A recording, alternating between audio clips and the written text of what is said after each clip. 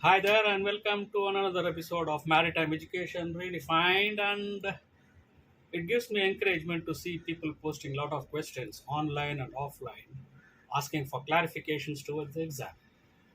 In today's episode, we are just going to concentrate on an important navigational equipment, which is the Navtex, otherwise also known as the Navigational Telex, which is an important communication tool using the terrestrial propagation characteristics for informing the weather status in the ocean, like meteorological information, navigational warnings, and other safety related information using 518 kilohertz in the international MF band.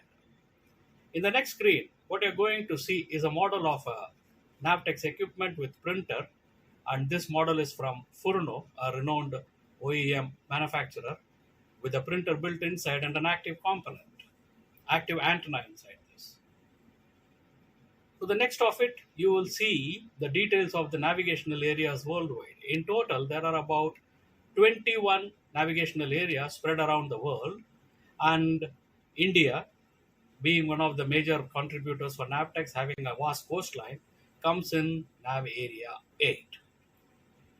In the next things, what we're going to see is about the various operational procedures and principles of Navtex.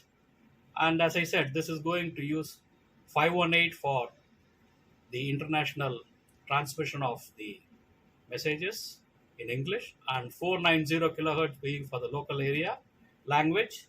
And in the HF, it is 4209.5.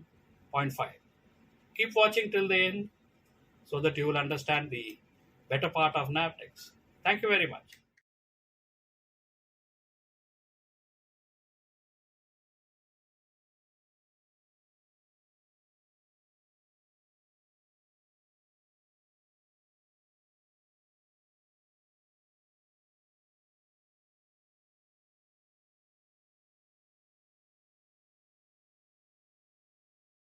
In this section of the video, what we are going to see is a bit more explained diagram of the nav area, concentrating in nav area 8, where India falls into.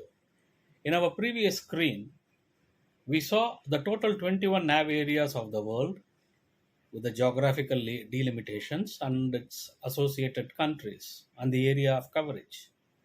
Whereas in the next screen, what you're going to see is specifically dedicated to nav area 8, which is India is a major player in this nav area 8, covering the whole of Arabian Sea, the Bay of Bengal up to the entrance of the Malacca Straits, including the Andamans, down below, south of the Colombo, that is in the Indian Ocean, and extends up to Pakistan, which is coming under nav area 9.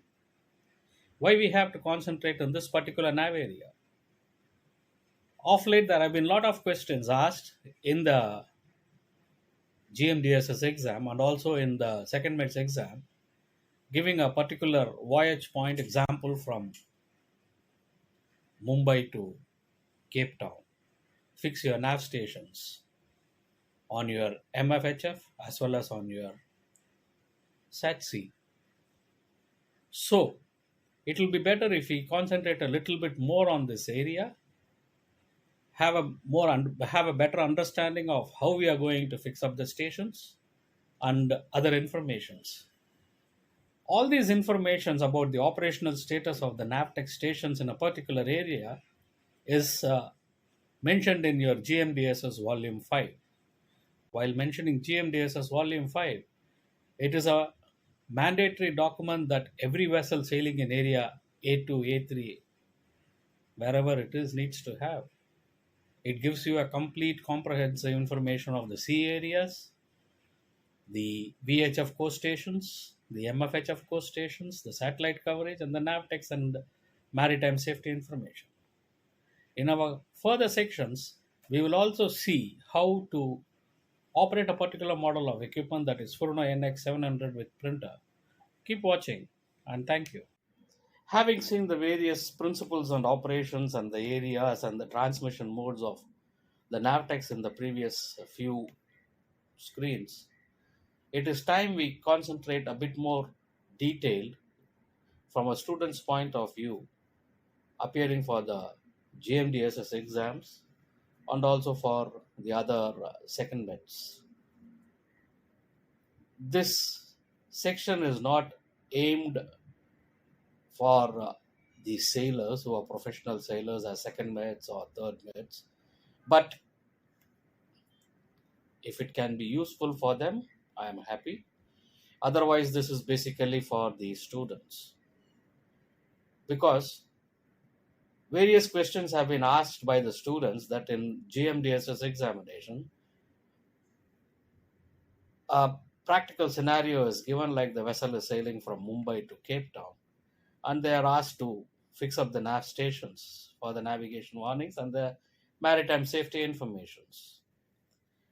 Now, we all know these informations can be obtained from your ALRS volume 5, the GMDSS volume, and based on your geographical locations or the port, you also know which nav area you are going to fall into. In this example, what we have seen now, Mumbai to Cape Town, the nav area will be 8 and India will be the main nav area coordinator for transmitting the messages. Since we know that we are going to sail from Mumbai, our first priority should be to switch on the Navtex receiver, which is automatically tuned to the 518 kilohertz, and based on the time, the message is going to be received. There is no big deal in it. Fine. But there is something called as 490 kilohertz for the local language, but which will not be concentrating much on this. And since we are not going to concentrate much on the local language, now the next option has to be our forward thinking. We all know that the range of an Avtex transmission is going to be a maximum of 250 to 400 nautical miles, which means any vessel within 24 hours or 36 hours of sailing, they are going to cross this 400 nautical miles. And then what are we going to do? Immediately, we also know from the Nav Area 8 coverage that there are stations transmitting in HF. One is that Mahe is there, and there is one more station in Mauritius. And we can tune the receiver to 4209.5. So these stations will be giving the nav messages not only for area 8 but also for the local area. So 4209 will be basically using a skywave propagation. And if you see the timings from ALRS volume 5, it will be given in the early morning hours where the propagation is going to be possible and still you can receive it. And then once you cross over the particular area of Mauritius or Mahe, our next target is going to be Cape Town or Durban, where you enter into a different nav area and we follow the same process of selecting the stations and receiving the message. As a backup, we do have a SATCOM C with EGC. It is the enhanced group calling where you can receive your nav area 8 messages. You also have provisions of giving a particular coastal area warning area selection or your fixed position selection, and many other things can be done, which is a duplication of navigation. Apart from this, if your vessel is going to have an NBDP, that is the narrowband direct printing telegraphy, which we call it as the radio telex or the telex over radio, it might still be possible for you to receive the navigational warnings. You can see from the screen the stations transmitting and the significance of the range and other things.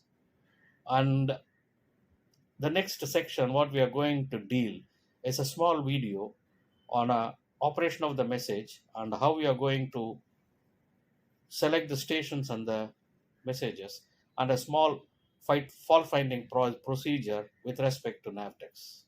Thank you very much.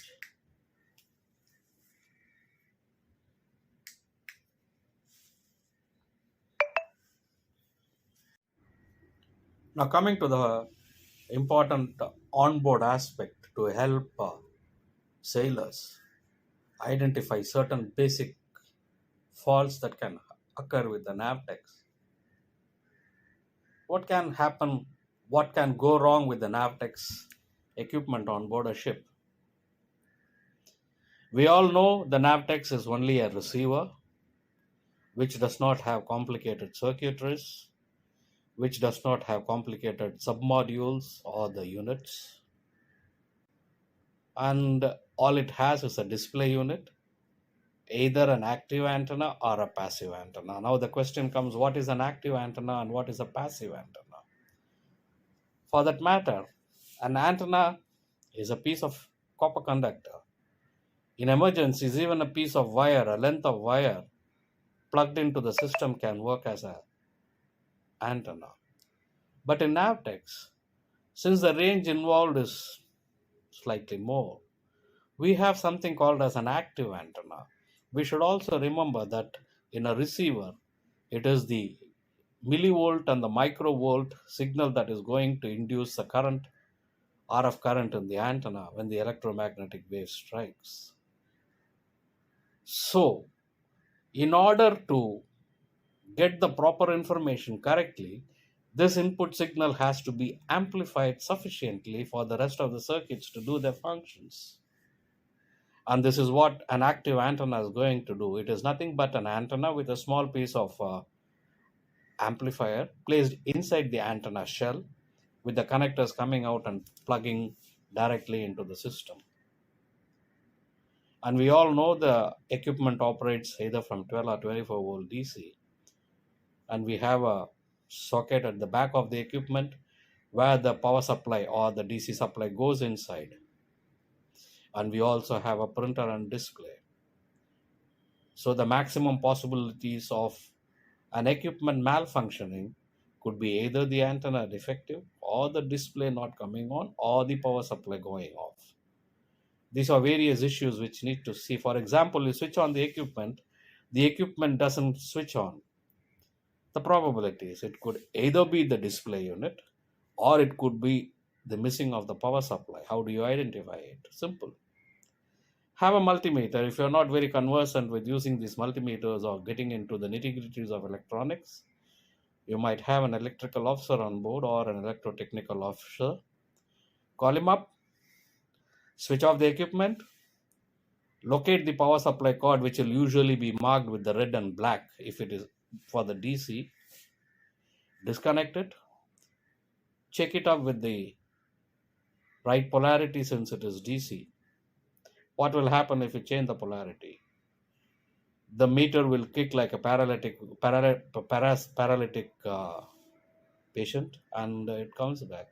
Worst come worst, you might spoil a meter which is not more than 300-500 rupees. It doesn't matter, but you learn something. Once you check the polarity correctly and check the meter for its operating voltage, and once you get the operating voltage is correct up to the socket point, which means your power supply going into the equipment is perfect, and what needs to be seen is inside the equipment. You can open up, and right inside the socket, say the socket area from where the supply enters, probably there will be a fuse. There will be some input points where you can check for the supply voltages, and if the supply voltages is present, you can to some extent be sure that the equipment is receiving its operating voltage. Even then, if the equipment display is not working, then probably the display is gone bad. Change it. If you need assistance, call me. I will help you to procure a display unit and fix it up. Or your display is switching on, everything is okay, but your receiver is not working. Probably the antenna could be defective because this antenna is exposed to harsh environmental conditions like wind force, water sprays, and possibility of water sprays getting into the shield and all these things. And after all, you have a coaxial cable running from the end of the antenna to the terminal with connectors. These can possibly go wrong. Disconnect the antenna connector from the equipment side Check for the continuity between ground and the center point of the earth. If you find the continuity, the antenna is good. But if it is an active antenna, again, you will get a wrong reading. So how do you going to ascertain whether this is an active antenna or a passive antenna? Your manual, which comes with the equipment, should give you an answer for this. Worst come worst, you can just raise a piece of antenna cable, say about 2 meters, 3 meters, expose the copper wire outside, and then try connecting it. If the equipment works, it works. If it doesn't work, change the antenna. If you have issues, if you think that you cannot do these things, please do call me. I do have a workshop. I've been doing this service for quite some time now, for almost about 15, 20 years, and I can guide you. Thank you very much for watching this video. I hope I have clearly explained to my abilities about the Navtex and its operations, the principles, and other things. Please feel free to drop my questions. I shall try to answer it. In my next video, I am going to address about the examination questions from GMDSS pond asked by the surveyors. Thank you very much. Keep watching. Good sailing.